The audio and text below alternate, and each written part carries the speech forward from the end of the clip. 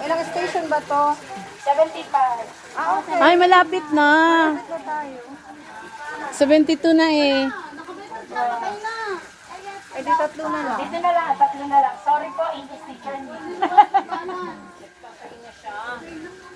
Lagi na lang yun ang dinaday.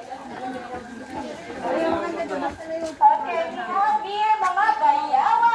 Yay! Ito ang monitor lizard. Medyo malabo lang po yung kanilang pulungan. Kaya parang...